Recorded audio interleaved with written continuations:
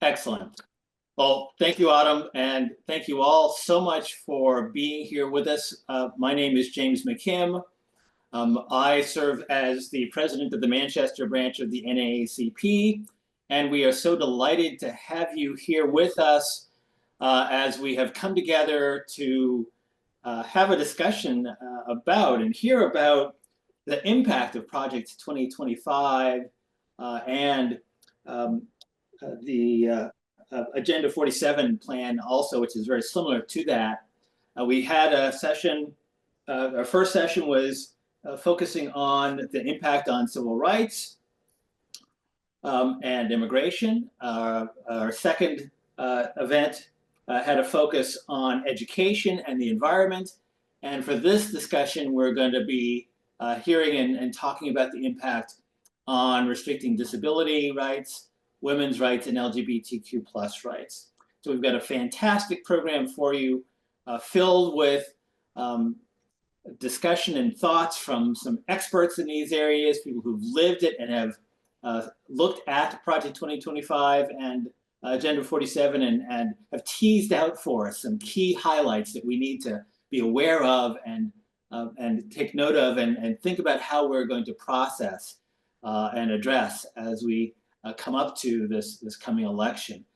Thanks so much to our partners, Open Democracy Action, 603 Equality, the Granite State Interfaith Action Fund for putting on the series. And just know that this is the last in the series that we had planned, but we're thinking about another session to address the topic of criminal justice, which there is a major impact that could happen with Project 2025 and Agenda 47 as well. So as we go to the next slide, we really want to acknowledge the land that we are on. And for those of us here in New England, and I'm in Goffstown, as I typed into my chat at Goffstown, New Hampshire, but we have people from all across the country. Andrea, glad to see you here from the South. But we are on and want to recognize that as and this is a land acknowledgement, and we try to use this land acknowledgement, and we encourage everyone for any event that you have to acknowledge the land that you are on, the land that the participants are on. This particular land acknowledgement actually came from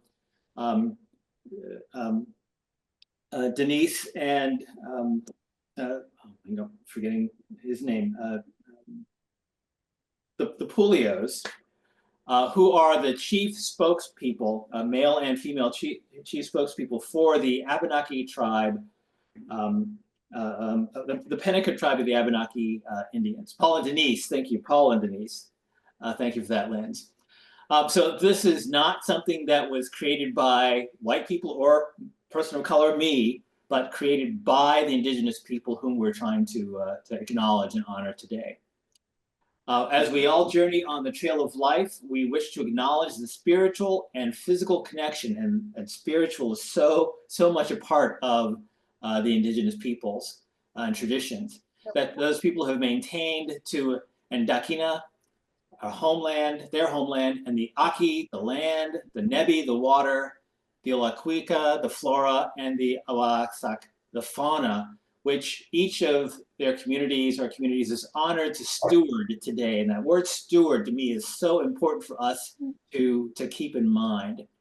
We also acknowledge the hardships they continue to endure after the loss of unceded homelands, unceded being the key word there, and champion everyone's responsibility to foster relationships and opportunities that strengthen the well-being of the indigenous people who carry forward their traditions, the traditions of their ancestors. And you can see on the left-hand side of the screen a map of Native American indigenous people tribes throughout the country. So you get a sense of, we are in New England, part of the Abenaki, on the land of the Abenaki Indians, but across the country, there were indigenous people whom we need to recognize. So moving on, without really further ado, I'd like to introduce our first speaker, of two speakers we have tonight. Andrea Watkins is a New York Times bestselling author. She's a survivor of Christian nationalism, and her story is fantastic. Andrea is the author of the best-selling Substack, How Project 2025 Will Ruin Your Life. Her work has been used by the Project 2025 Task Force to prepare for the Democratic National Convention. So as I said, we're so pleased to have her. I had the honor to hear and serve with her on a panel discussion about the Bad Faith movie. And without further ado, Andrea, sorry. Thank you. Andrea. Thank you. I answer to anything. Thank you so much, James. It's nice to be here with everyone tonight. I'm going to talk about Project 2025's impact on women's rights, but I write about Project 2025 as a Christo-fascist manifesto to change our government from a democracy into a Christian nationalist theocracy. And so I filter everything through that lens when I talk about Project 2025, and I like to give people some background on that so that they understand the religious zealotry that is embedded in the policies and positions that they're taking in Project 2025. I was one of the first people who wrote about it that way and called it that and started deconstructing it from that perspective back in January. I grew up in a Christian nationalist church and school in the 1970s and 80s in rural South Carolina. If you can't tell by now, I've never lived out of the South. So I had a big steeped indoctrination in that world and in what has led us to where we are with Christian nationalism. So I wanted to give you several slides. I'm not going to go over all these slides, but I wanted you to have them. And I wanted to talk about what Christian nationalists believe really quickly, because it's fundamental to everything they're recommending for women's rights, disability rights, LGBTQIA+ rights, all the way across the board.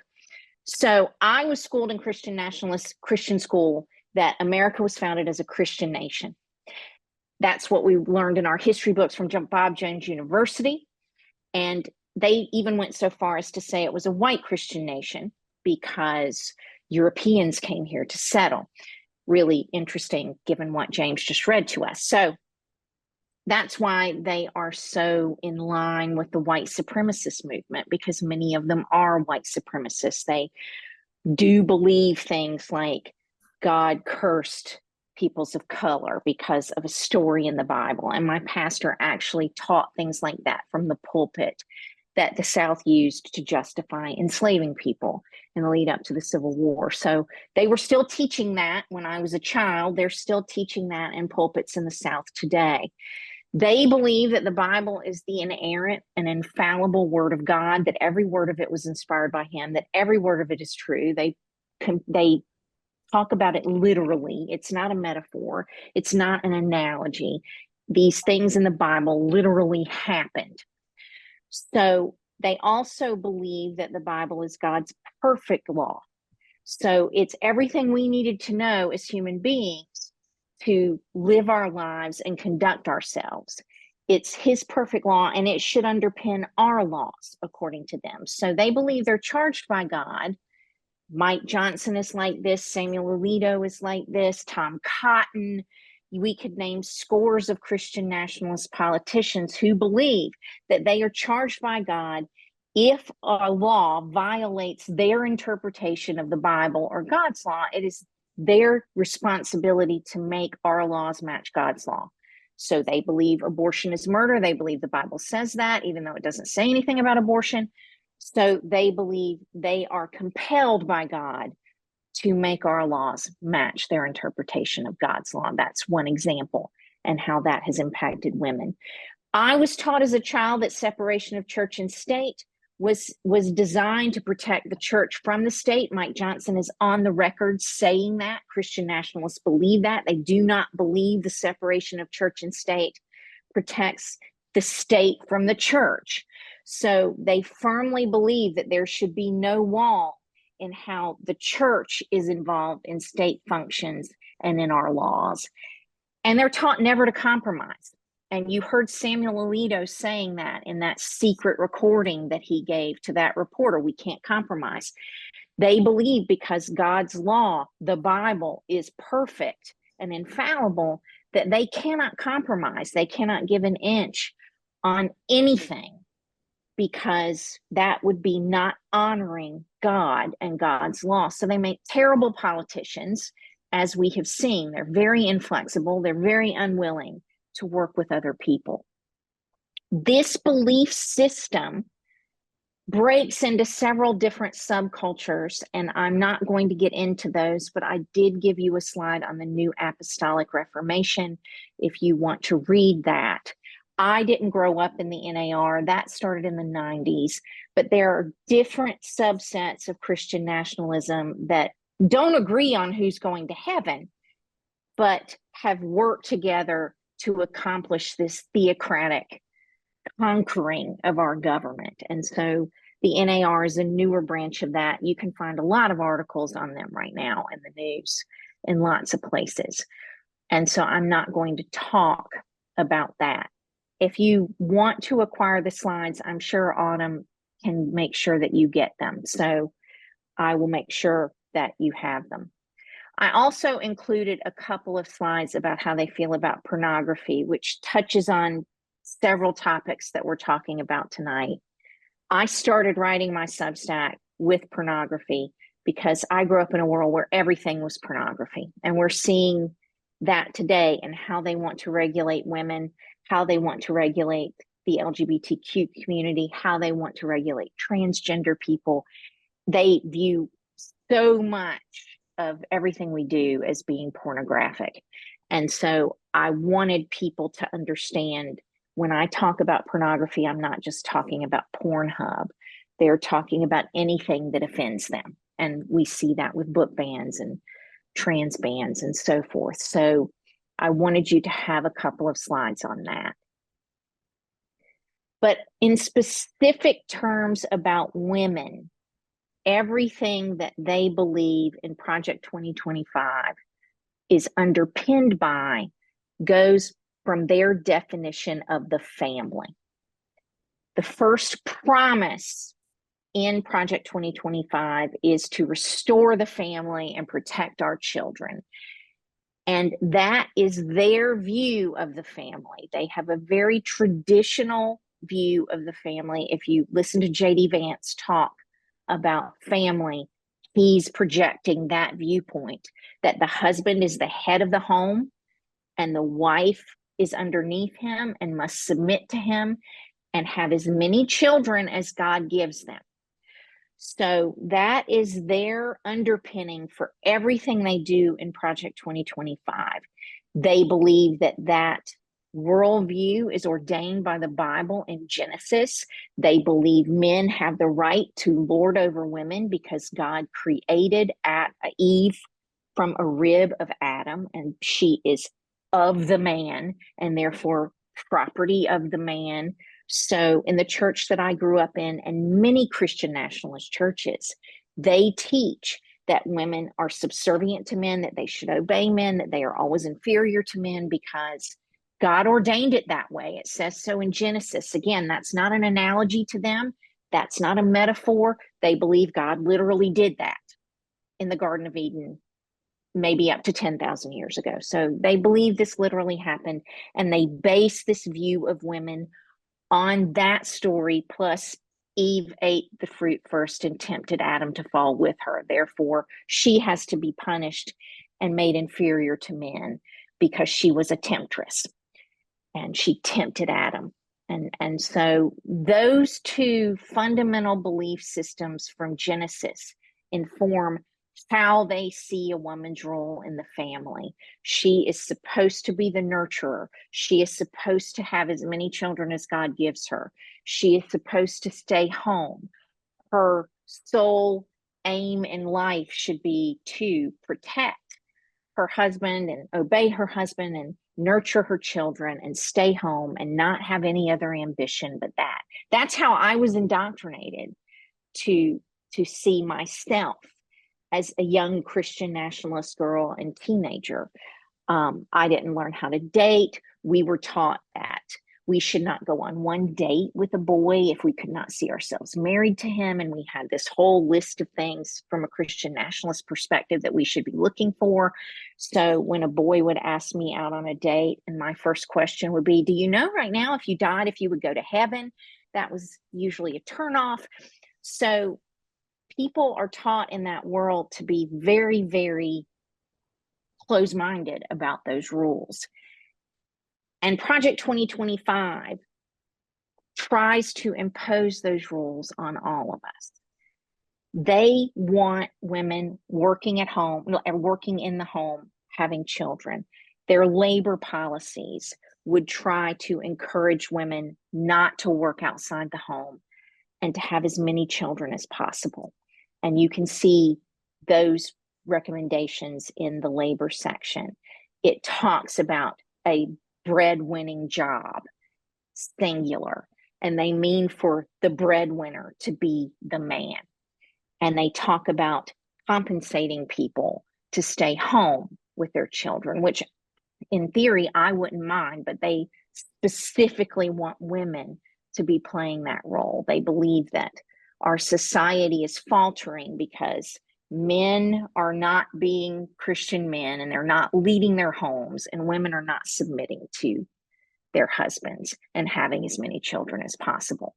So when they define a family, that's how they define a family.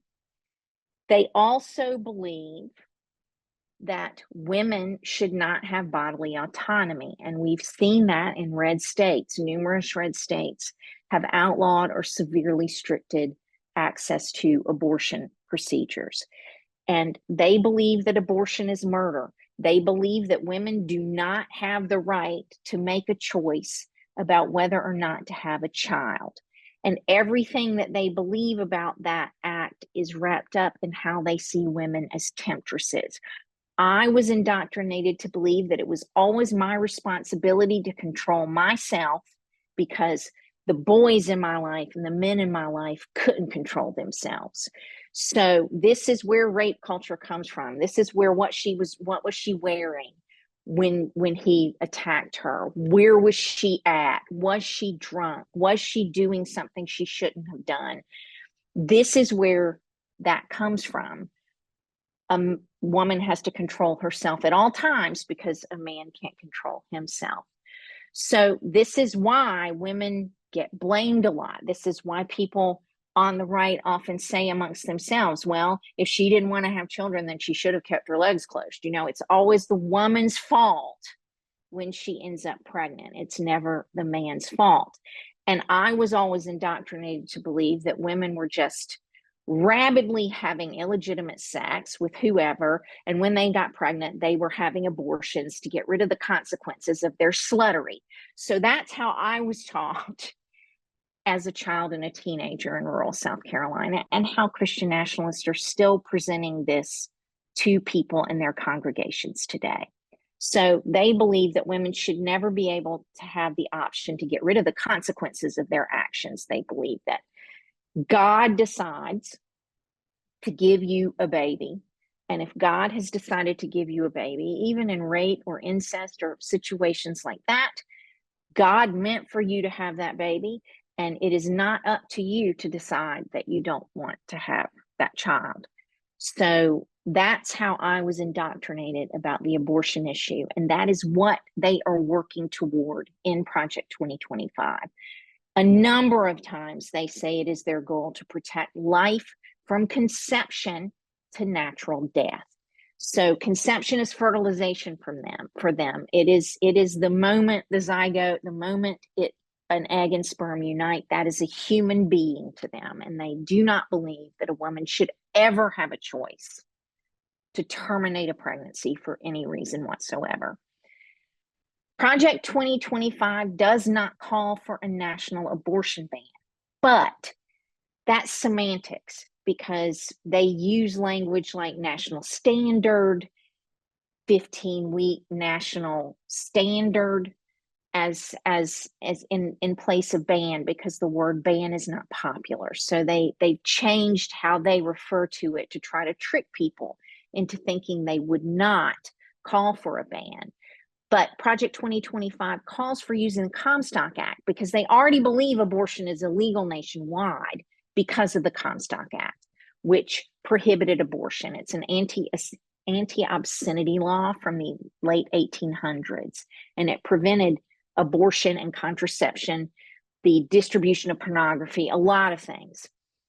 And we never repealed it because nobody thought anybody would ever look at it again. But now Republicans have dragged it out and want to use it to ban all abortion nationwide by making it impossible to ship the tools and supplies that people would need to perform abortions. Clarence Thomas and Samuel Alito have already name-checked Comstock in another case that they heard in the last term of the Supreme Court, the Mephiperstone case. So they're already putting it out there that they would be very sympathetic to the view that Comstock is still the law of the land, and they would use that to outlaw abortion in states where it has already been protected. And they would withhold federal funding from states that refuse to comply with a national ban, even though it's protected in their constitution. So they're very serious about that. But they're also serious about contraception.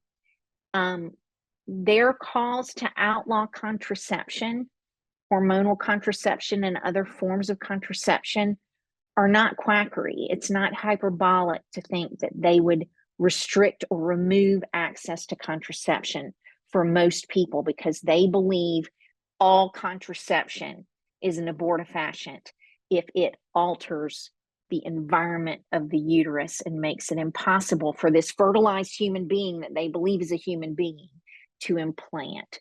So saying that they would outlaw the birth control pill is not hyperbolic. I believe they would, because if you go on any of these sites like Students for Life or any other website that's an anti-abortion website, they list what they think abortifacients are, and birth control pills and similar types of hormonal birth control are always on those lists.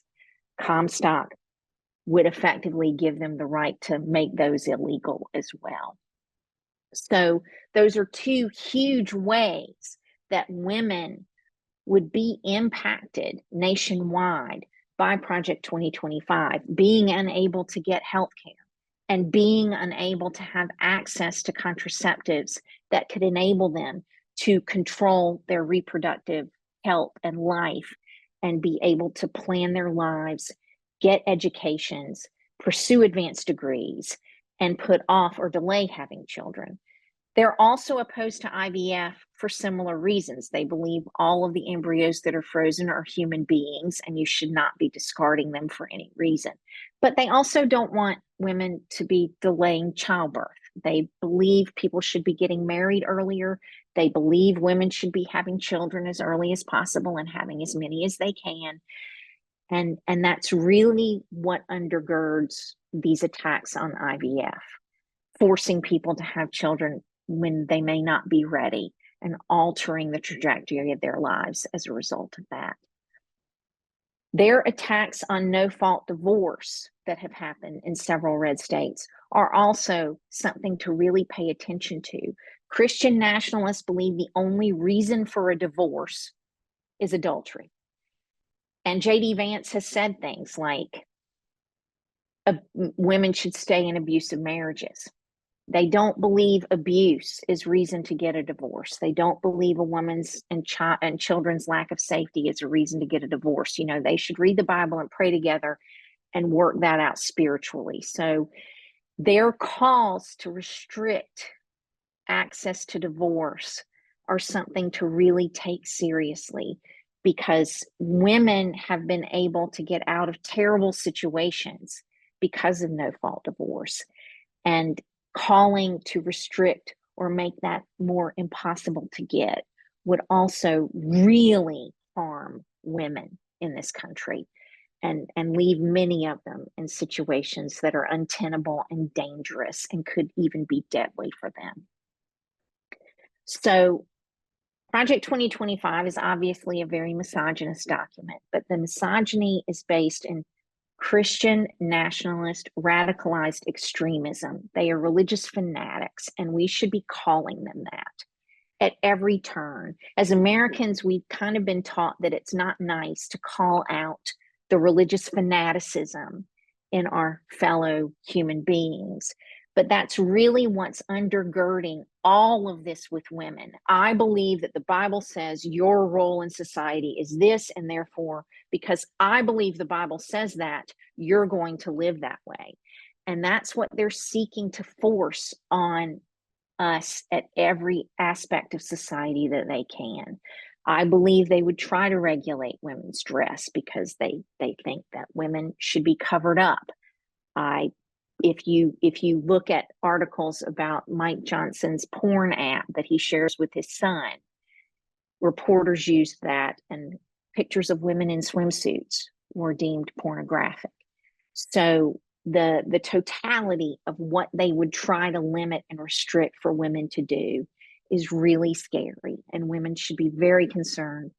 Anyone who loves women should be very concerned about the belief system underpinning the writers of Project 2025 and what the Republican Party has in store for us if they manage to grasp power in November or later. I talk about this as something that's Project 2025 driven, but we're not going to be finished with this in November. We can beat them, but they're not going to go away.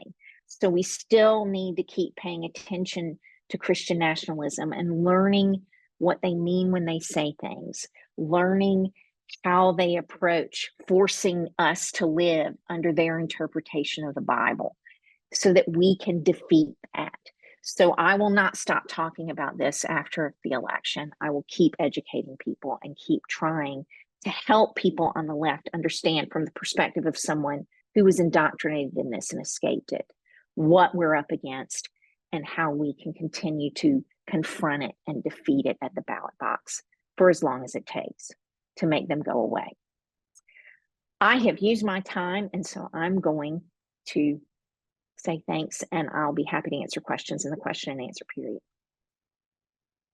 Well, quite an education, quite a bit of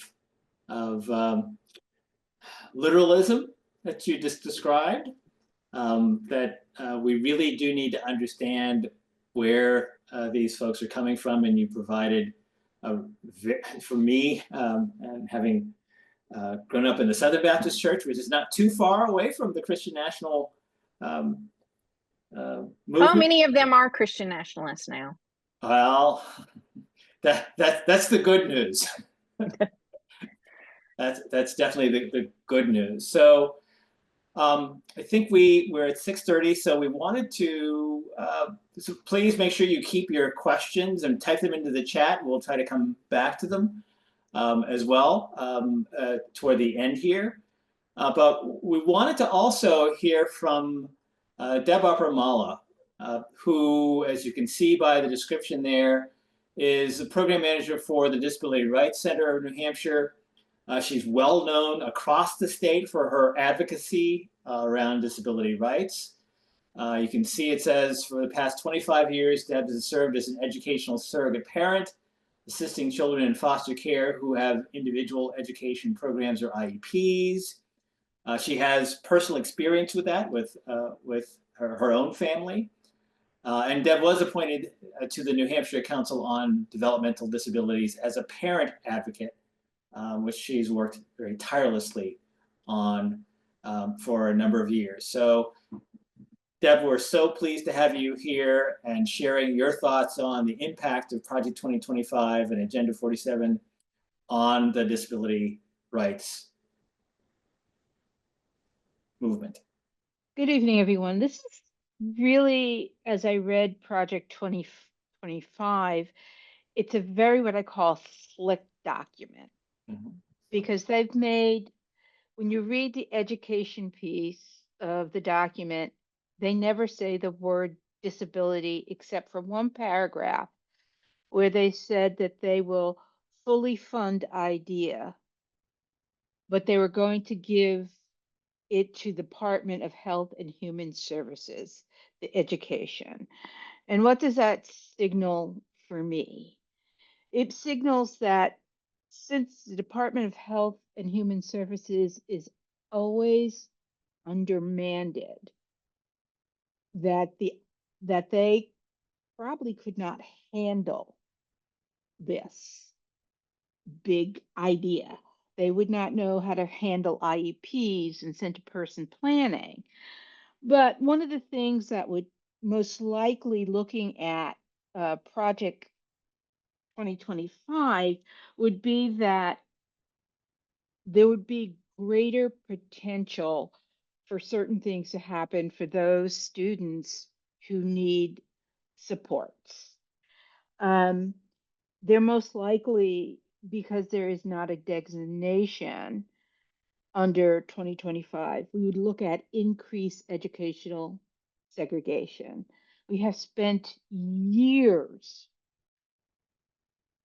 advocating for students with a disability, whether it's a physical disability, whether it's a developmental disability, or a learning disability, to be included in the classroom. There's really not a great need to separate everybody out. This separation means that most students would not receive the same education as other students are, so their potentials will be lessened. As we know, technology has been booming, and a lot of schools are using uh, technology for computer programming, curriculum, and there's no statement saying that this technology will be accessible. So what happens to students who have a visual or auditory and cognitive disabilities? They will be left out. And we have to ask ourselves also, okay, we get technology, but if someone can't support the assistive technology, how useful is it to students who have a disability? It often is not useful if there's no supports. And who is going to teach students how to use this if teachers aren't supported and taught how to use this? There's no, in the 2020 Project 25s, there's no talk about teachers and the support staff around students who experience a disability. That means your OTs, PTs, speech pathologists. These are integral people who they do not talk about. One of the things that I recognize is that in education, they talk about a lot about block funding grants. We've noticed that block funding grants doesn't work for states like New Hampshire. They look at our population and they say, oh, it's so small, so you don't need so much money. So we don't technically get enough money to serve our needs. And then they don't really say in 2020, Project 2025, what is a disability and who is getting what. But they'll say they'll fund specialized schools. Translation, they're going to open up institutions. In New Hampshire, we closed our institution, our state schools, and we closed them for a reason, because students were being harmed. They weren't really being educated. They were put in rooms and sort of a recreation room and sort of sitting. That's not what we would advocate for someone. And that would also mean that we would have to develop a deaf school and a blind school. And New Hampshire coexists by using Perkins and other deaf resources to come into New Hampshire, but those are hard to come by. They don't address the shortages of teachers at all, or how they're going to rectify that. But more so importantly, they don't rectify the need for special education teachers who are taught to have high expectations of their students. Yeah. Having individuals who give the appearance that they can't learn often leads to the allowance for 22 years for them to learn nothing. And unfortunately, when you have an individual like that, um, it becomes just a babysitting service. And we never find out what they could have learned if somebody cared enough to teach them. Um, and I have to say, my son is a prime example of that. My son is deaf, considered deaf blind, and he has a developmental disability. And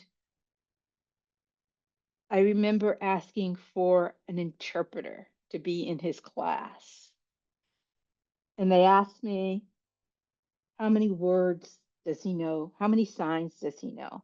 And I said, nobody ever has asked me how many English words I know. So when you have people of that thinking, they might not think school is a viable place for him to be. That would be going back to the 40s and 50s, where children with disabilities were not even allowed to go to school. The one thing I really have to address as a Black mother is the disproportionate actions, how it will affect BIPOC communities and low wealth communities. As it happens,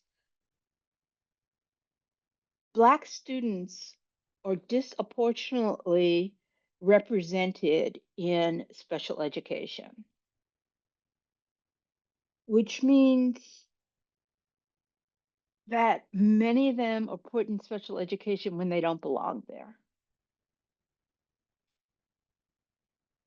You can have something called the 504, which is not an individual education plan.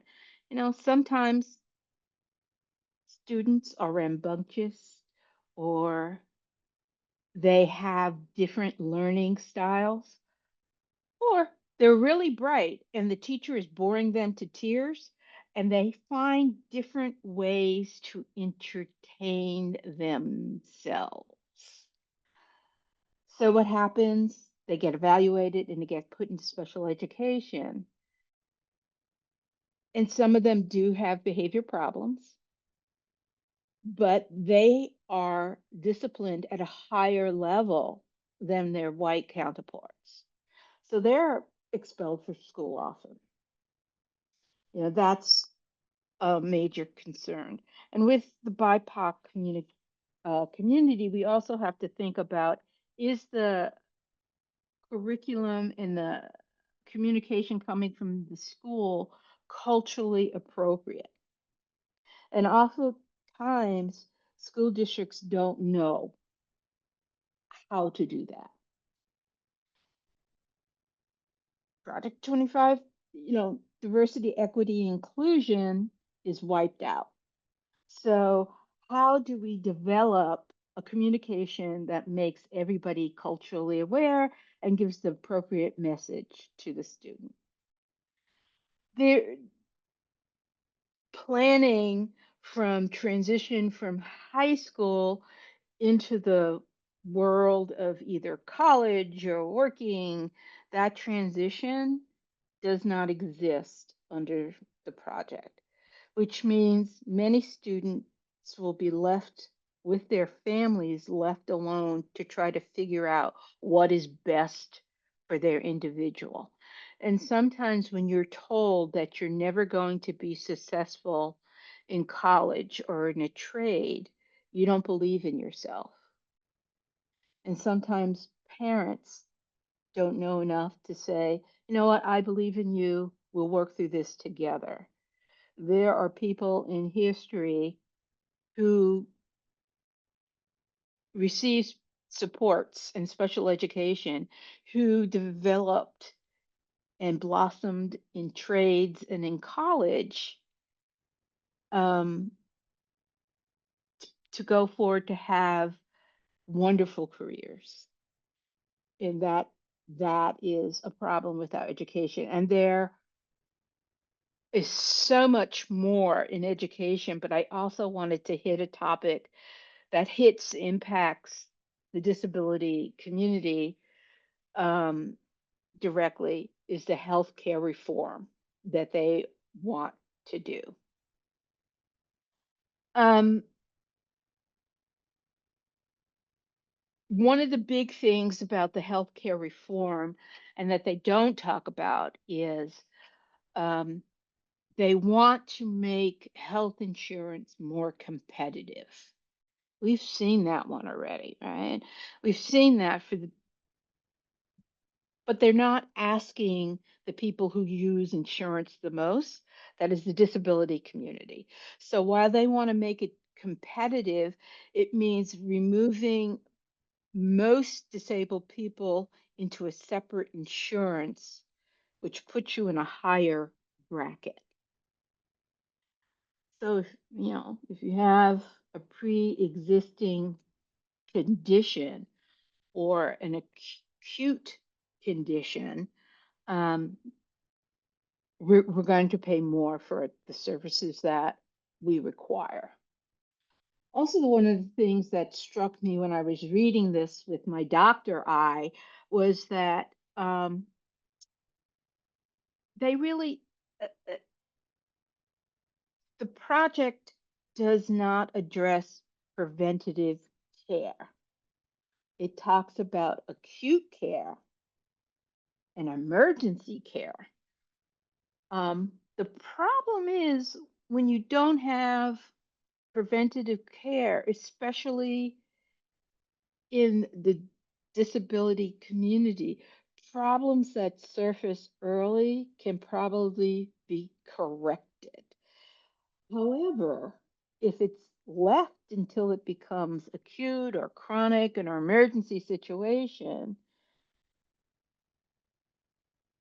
and now we're in the higher cost of medical care, those conditions sometimes become irreversible. And that makes the quality of life of somebody experiencing disability not good. Yeah. They often are talking about things that, um, they say, physician owned hospitals, all hospitals are, um, should be able to be covered under the health system, except they don't tell you that it most likely will be limited service providers, it will be a HMO. They don't really cover what a PPO is and should look like. So, but they do say Medicare Advantage should be strengthened. Well, the discussion in the disability world, we've all heard that, um, the Biden administration has $35 insulin caps, except if you're in a Medicare Advantage program and they do not do that, they have a higher copay of $100. So when you start thinking about that, many, um, people with a disability have limited or are very limited on their funds. They often are in, Social Security programs or Medicaid also programs where they are limited about their finances and access. So the Medicare programs aren't as expensive as belonging to Part A and Part B and Part D, because that's like a PPO. And so a lot of that is uncovered. So who is it going to hurt? It hurts the disability community. And it's not clear what they plan to do. But if you listen carefully, they don't care. When you hear the legislations coming up and down the line, they are talking about healthy individuals. And even you could be disabled and healthy, but because you experience a disability, you will not probably be allowed in that circle of specialness, as I call it, that will have lower medical cost. And when you think about it, they also are not talking about providers. As a former provider, when you look at someone that has a particular insurance and you're not getting paid enough, you have to decide how you're going to conquer that. Can I only make this much? So when someone has a chronic or acute situation, medical situation, how many providers will there be to, so that you have access to medical care? And we are assuming that since it's not really addressed, that they care not to address it. My main concern is in their emergency preparedness with medical drugs. They want to license non-medical manufacturers. They want to lower the licensing of that particular corporation. And I have concerns about the quality of the generic drugs what are they putting in there to add to that? We, several years ago, the FDA became aware that formula being made in China had antifreeze in it. Actually, it was not sustainable. It was killing children in China, and they were looking to import that generic to the United States. It got banned. I could go on forever, and I want to stop at that, is to say, basically, 2025 impacts the disability community on every level. When you look at education and labor and healthcare, it is affecting because we're not asked and we're not even talked about. So it means that they don't care what happens to the disability community. And most likely they would push forward to repeal all the gains disability justice activists have earned in the past 20 years.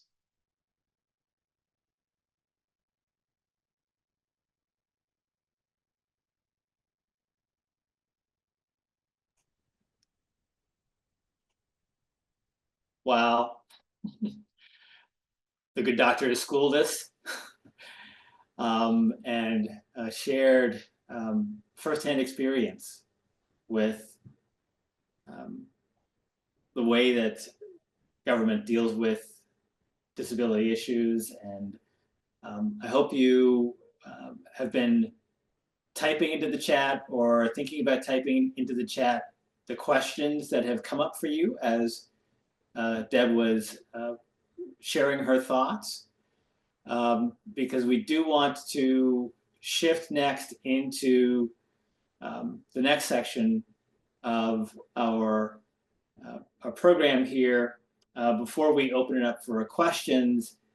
And so pleased to have Lynn Steakhouse here. And you can see by the bio, Lynn's is the founder of 603 Equality, and she's been at the forefront of LGBTQ plus rights for a number of years.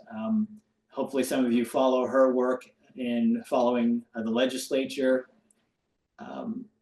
She's managed, as you can see, successful campaigns in 2017 and 2018 to add transgender non-discrimination protections to the New Hampshire state law, and becoming the first entirely Republican-controlled state to do so, which is, as we know, a huge, huge effort. She did receive the NASW's 2024 Citizen of the Year, fresh off of that. So really pleased to have Lynn here to share her wisdom and knowledge and thoughts about Project 2025 and Agenda 47 and their impact on the LGBTQ plus community. So Lynn, please take it. They received, thank you. They received. Yeah, take it away.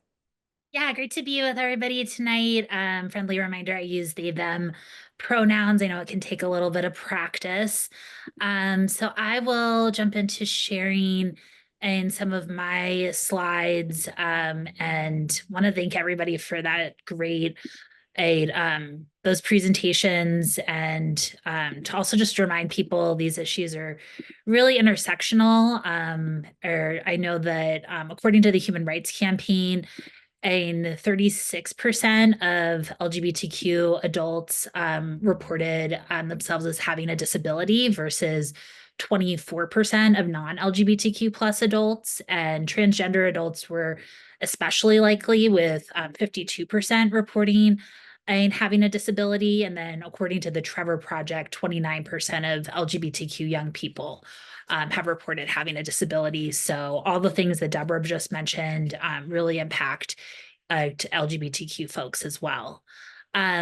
So just to preview a little bit of where we're going, first, we just want to name that Project 2025 and Agenda 47 are far from the first ramping up of attacks we've seen on LGBTQIA people, and especially transgender people. So we'll look at the national state of LGBTQIA rights and then zoom in on some of the recent statewide attacks that we've seen. Thirdly, talk about the overarching goals of the MAGA movement, and then finally look at some of the other side's messaging frames and the ones that we need to use to effectively push back. So, or some of you may have been following this more closely than others, but U.S. legislators have considered 617 anti-transgender bills in just this year alone as of June, which made this year the 5th consecutive record-breaking year for bills targeting trans rights specifically. So much so that organizations like the Human Rights Campaign are declaring a state of emergency for LGBTQ plus people. And you can see the uptick in anti-LGBTQ bills passed in recent years. A striped line is bills targeting transgender people specifically. Specifically, we're seeing legislation that broadens restrictions when it comes to accessing healthcare, creating spaces of belonging and inclusion in schools, and also restricting legal recognition.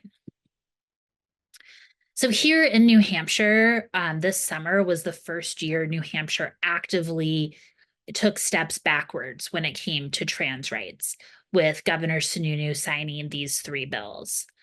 The first was a ban on transgender girls participating in middle and high school sports with other girls starting in the 5th grade, rolling back policy that was passed by the New Hampshire Interscholastic Athletic Association, the governing body for high school and college sports.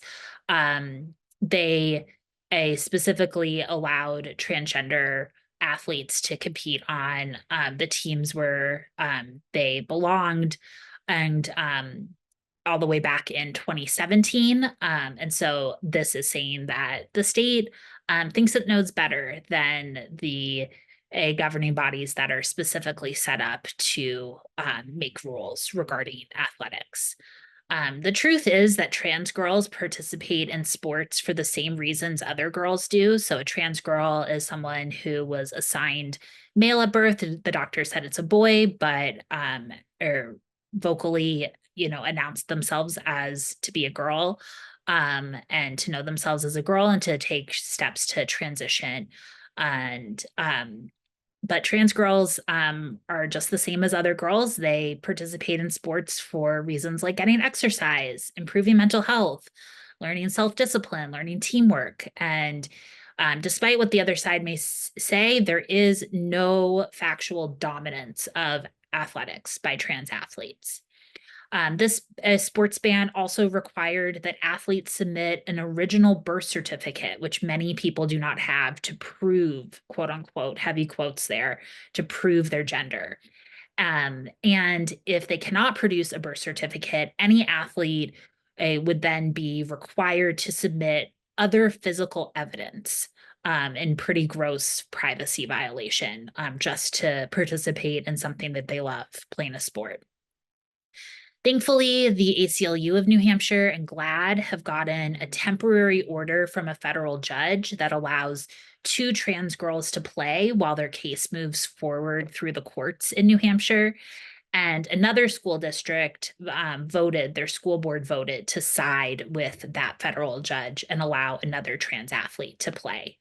So that's really good news for those athletes being able to continue to do what they love, but we are not out of the woods yet, and we are hoping to repeal this ban with new legislation next year. The second bill that was passed is a curriculum crackdown that required 2 weeks notice required for any LGBTQ curriculum in New Hampshire public schools. And that could apply toward any literature in an English class that was written by an LGBTQ author or someone who history says may have been LGBTQ or includes those characters, or any mention in the history books, or much like our so-called banned concepts law that was passed in 2021 and then only recently repealed by a judge after much work. So this seeks to silence LGBTQ curriculum in New Hampshire K-12 public schools.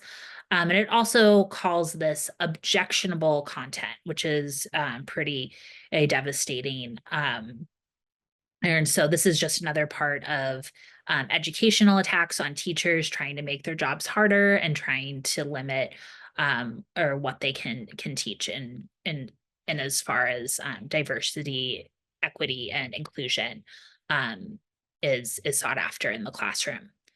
And then finally, we had a healthcare ban, HB 619, which is a ban on surgeries for trans girls under 18. That happens very rarely. I want to be clear that when trans young people are transitioning, that starts with things like, an affirming hairstyle, affirming clothes, things that don't have anything to do with the medical realm.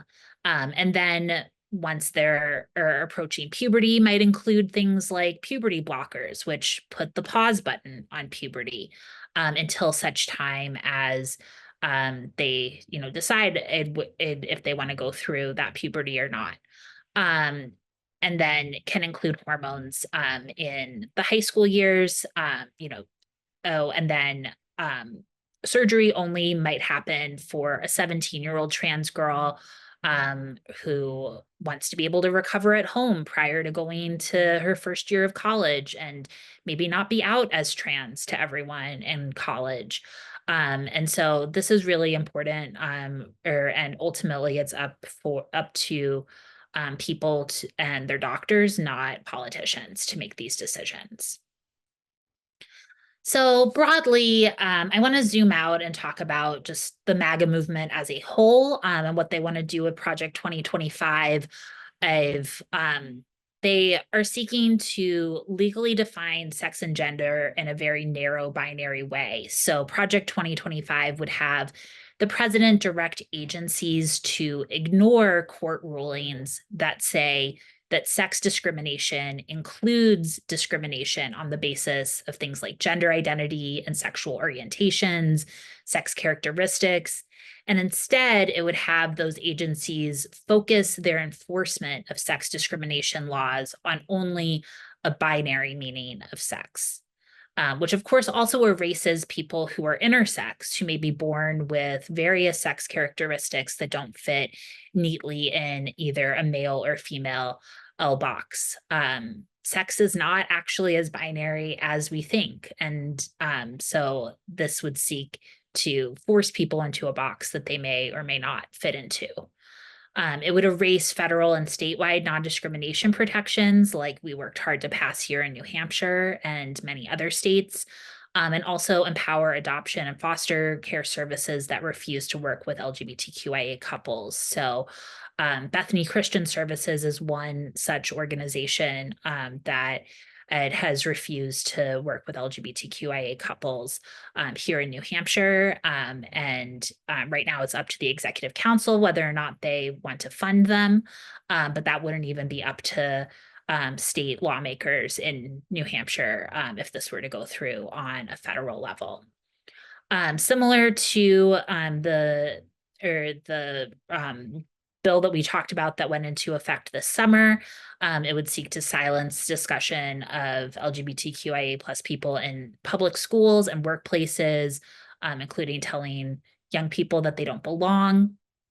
And then in healthcare, it would remove access to healthcare really broadly and especially make a so-called conversion therapy that aims to change a person's gender identity or sexual orientation widespread again.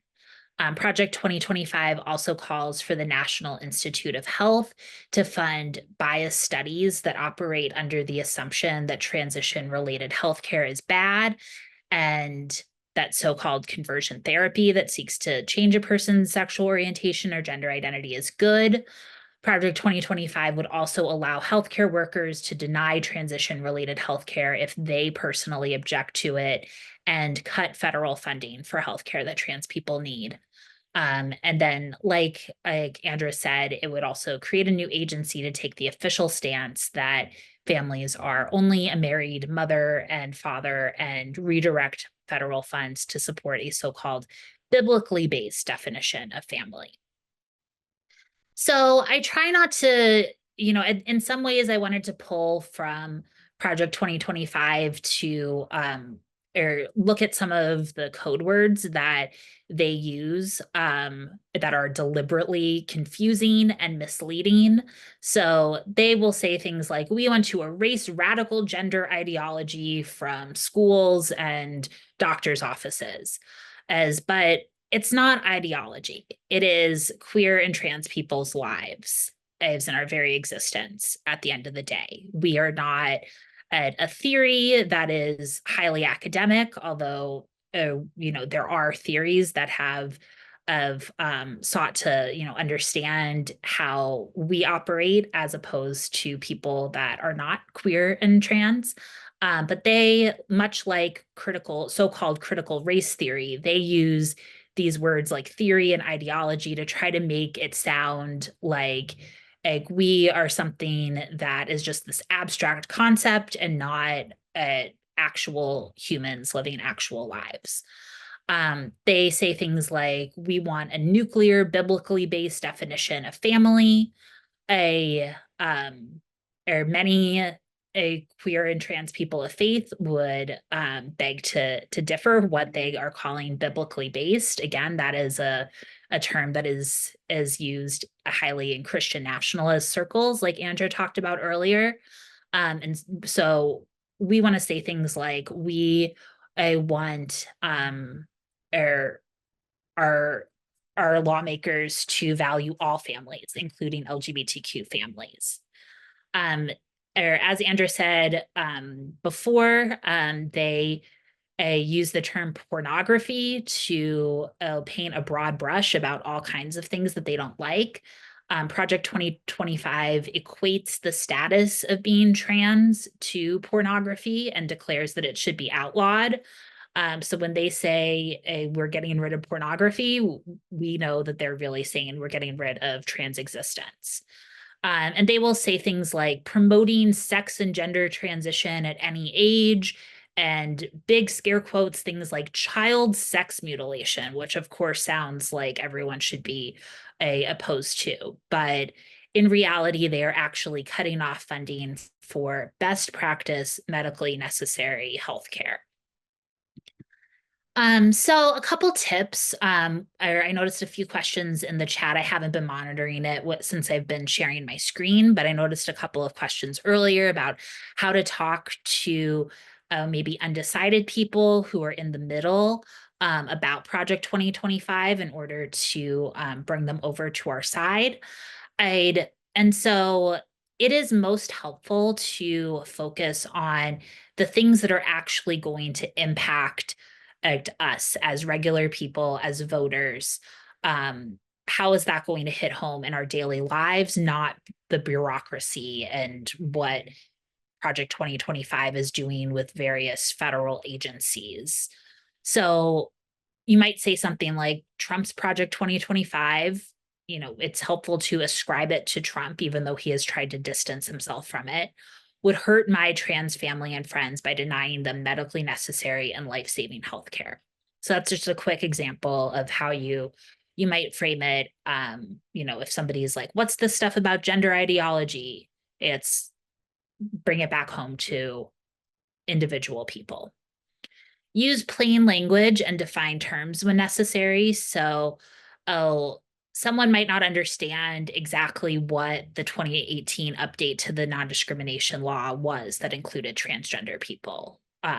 So you might say something like, in New Hampshire in 2018, we updated our statewide non-discrimination law to protect transgender people from discrimination. That should be discrimination, not non-discrimination. Little typo there, in employment, housing, and public spaces. So that means you can't get denied. It's illegal to deny someone a job or to fire them, to deny them housing or kick them out of housing, or deny them access to a public space like a restaurant, a movie theater, a park, just for being transgender. Of course, we know that it is more complicated than that. Not everybody has the time and money to sue, so discrimination does happen, but ultimately that's what the law change did. Now, Trump's Project 2025 would erase those protections. And you might also tell some stories that bring the concept home. So, for example, this is pulled from an article I read in Kentucky. A teacher who told students who were bullying a classmate for having two moms, this teacher said, "Here, all families are treated with respect." That teacher was reprimanded by school administration for talking about gender in a way that, quote unquote, infringed on the choices of those bullies' families. And so while that happened in a different state, Kentucky, it's an example of something that Project 2025 style policies have already done to limit inclusion in classrooms in that state. So one of the barriers to talking about Project 2025 is a lot of people believe that it's too extreme and they don't believe that it actually would really happen. And so by telling these stories that illustrate elements of Project 2025, even states all across the country, we can overcome some of that credibility gap and show people that this is a very real threat. Elements of this plan have already started to come true in other states, and we need to take it seriously. So I will pause there, and again, I'll drop my email in the chat if people have follow-up questions after, and our link tree where you can get to all of 603 Equalities is links for all of our social media, sign up for our email list, all the things. So thank you so much. So Thank you to Linz and to Deb and to Andrea. I think particularly Linz, your last slide on just things to say, stories to tell was really helpful, because we need to see those examples of how we might react when certain situations are presented to us. And frequently we freeze because we don't know what words to say. We don't have what I like to call the arrows in our quiver that we can just quickly pull out when we're in a situation.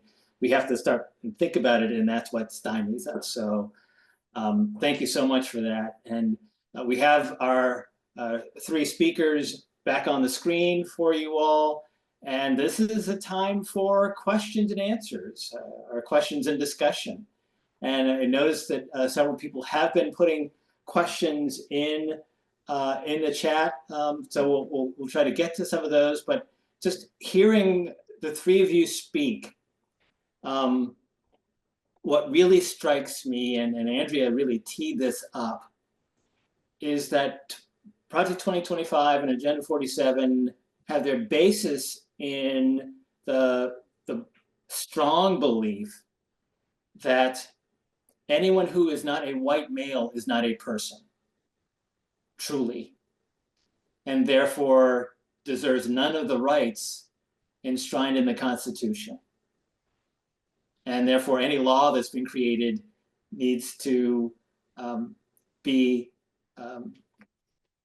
removed if it does not address white males as being the only people in the country. So I'm curious, I'd love to hear your thoughts on, so how do we deal with that? How do we deal with, and Liz, I think what you said is really helpful to tell stories, but other thoughts, other tips, because I think a lot of the questions have to do with how do we deal with that? How do we deal with this notion that people who are pushing Project 2025 and believing in Project 2025 are not seeing people other than white males as people? So Deb, I see you had a hand, you wanted to chime in on that. I would encourage people to start reading or listening to our history. Because I often say to people who are a bit rude, or their best line is, affirmative action did you well, didn't it? And I said, yeah, my parents wish I had affirmative action, because money came with that and we didn't qualify. But to start reading those banned books, to start reading and understanding not the whitewashed American history, but what factually happened. And you would find, without those slaves, without the Black and BIPOC people coming into this country, America would not be America. And I say, educate yourself. We do a poor job in the education system in teaching you, because many are only shown BIPOC people as entertainers or athletes, and we haven't, or we belong in the hood. Read those banned books, be surprised. Great. Andrea, Linz, any other thoughts about that question of, how do we get across this notion that non-white males are people too?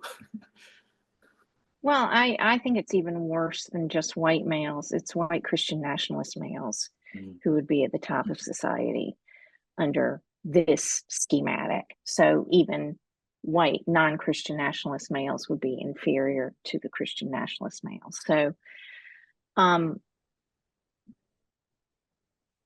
I personally like programs, and I've seen libraries, ironically, doing them around the country, where they encourage people from different backgrounds to come in and almost speed date and sit opposite people who are very different from them and ask them questions about their lives.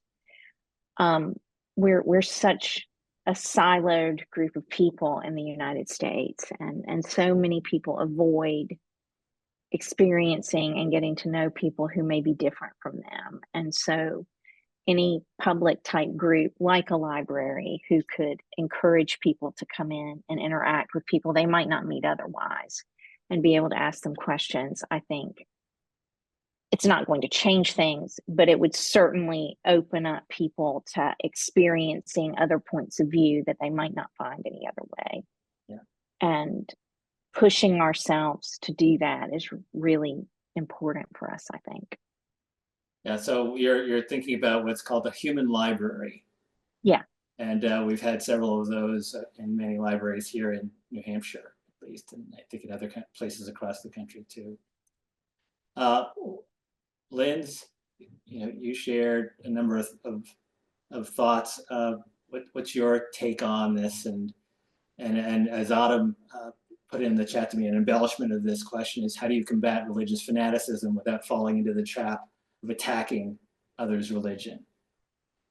Yeah, I try to think about whether the person in front of me who I'm trying to have a conversation with, we come from different and worldviews or perspective. I try to think about whether they are fully, steeped in Christian nationalism, 100% bought into the MAGA agenda, or if they're somewhere in the middle and they might be genuinely confused by both sides, because as we've stated, like Project 2025, they use a lot of deliberately misleading language around things like ideology and pornography. And sometimes we on the left are also not as good communicators as we could be, and we make things more complicated than they need to be. And so I try to assess whether someone is, genuinely conflicted in the middle or confused, or if they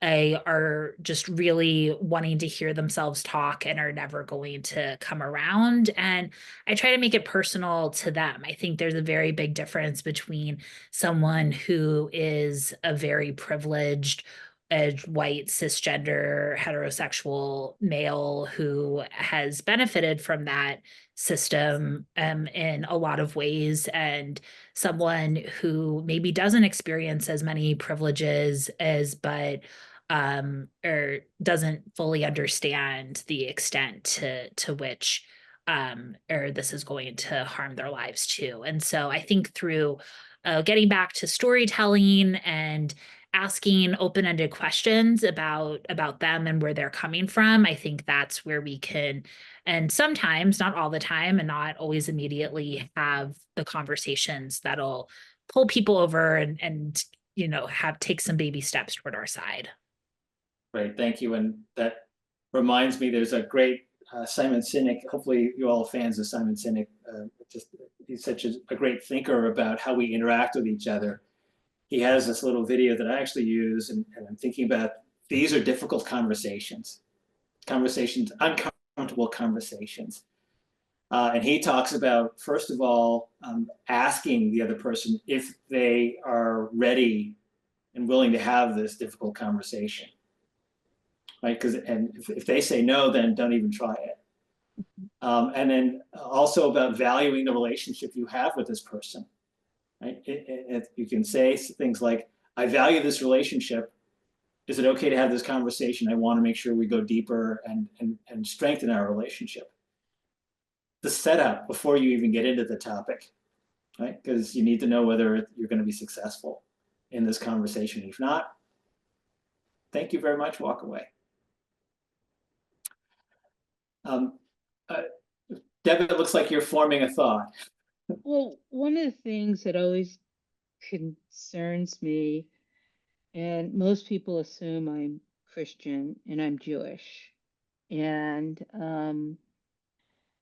how when people, the Christian nationalist assumes the Bible is the good word. And I often look at them and said, well, if it's the good, there's things, if you have knowledge, Like, I will say to them, do you know that book that is a word? The Jews came first, and your Jesus was not Christian. And it takes them a while to really have to go back into the Bible and search for something, and reminding them that attacking my religion and other religions, that God does say something about that. And he says, you might not know all my names and who I am. So, be able to have open conversations with the knowledge that you have gained, maybe from your own faith or from your own beliefs. Right. I think about that too, and just think about whether this person in front of me is able to have a logical conversation and address a logical question like that, rather than the emotional question, which. Well, and having grown up in Christian nationalism and been indoctrinated in that, I know how you're constantly taught these thought terminating cliches. So people who are really cemented in that world, it's very difficult to have a conversation with them because they're always deploying these thought terminating statements that you can't argue with. And so I tell my readers, many of whom I have lots of Jewish readers and lots of Christian readers of my Substack, I don't really waste time with the people in my life who are Christian nationalists anymore. They're impossible to reach. They believe they worship the one true God. They believe their interpretation of the Bible is the only interpretation of the Bible, and they cherry pick what that means to them. And so our role right now is to turn out as many people as possible to defeat them at the polls and keep defeating them at the polls and keep beating them back, because we're not going to change them. My parents are still in this. So I've lost my relationship with my parents over it. It's destroying families, and they're very rigid about how they feel. So I try to reach people who are persuadable, and you can tell pretty quickly whether they are or not by whether they start deploying these thought terminating cliches. Thank you for that. So I've got maybe time for another couple of questions that I'm reading here in the chat. One came from Andrew early on. Would the current law in New Hampshire that is supposed to emulate Roe reflect 2025 or Roe on the state level? If more 2025, how do we get it changed? So, Linz, this seems like it's right up your alley. So I'm a little less familiar with the legal landscape as it applies to reproductive rights than I am to LGBTQ rights. And I'm also not a lawyer, so I'm not the expert in, how does state law clash against federal law. But the overarching goal of Project 2025 is to have the federal law take over state law. And New Hampshire, I know, does not have affirmative protections for abortion in its constitution. So last year there was an attempt that was made to pass a constitutional amendment affirming the right to an abortion in New Hampshire. Abortion is legal up until 24 weeks in New Hampshire. And a lot of people worked really hard when that 24-week ban went into effect to have a carve out for people with fatal fetal anomalies. I think the long story short is we need to do everything we can to have as much proactive protections for abortion and for every issue on the state level. Like, I would love to see New Hampshire pass a law that said gender affirming and transition related healthcare is affirmatively protected in New Hampshire, and we can't infringe on that with additional bans or restrictions. So we still need to be fighting on the state level as much as we can, but unfortunately, or Project 2025 seeks to undo that on the federal level as much as possible. Project 2025 is very much a bait and switch. Republicans will say constantly that states should decide, but if they gain power, unfettered power, it will be a national ban on all of these things, and states won't have any rights anymore. So it doesn't matter what New Hampshire says it wants or the people of New Hampshire say they want for their citizens. The federal government would override that in a Project 2025 world. Also, concerning in the 2025 world is we are going to lose providers. We're going to lose doctors. And so access to healthcare will get even more difficult when you do not have the provider there. I have so many friends who are leaving the profession because they're frightened, and it's high stress to be, you know, the only cardiologist in an area. Right. So it is 7:28, and we've come to the end of a robust conversation. Want to thank again Andrea and Deb and Linz for sharing their thoughts about Project 2025 and Agenda 47 and the impact that they have in these three areas. I just put into the chat a link to the Simon Sinek video that I mentioned, so please feel free to take advantage of that. We don't want to end the program without giving you a call to action. And that call to action is what you see on the screen: volunteer, reach out to voters. There's canvassing opportunities that are going on. Granite State Organizing Project in New Hampshire has some canvassing going on there in the throes of that right now. Olivia can come on and talk about what Open Democracy is doing around canvassing. Olivia, do you want to say a few words about? I think that it's important for you to share things that you had learned during this presentation with voters, whether that's at the town dump or whether that's at the door having a conversation. We also need you to encourage all of your friends and family to vote and to get out and vote on November 5th. So please make a plan to be at the polls.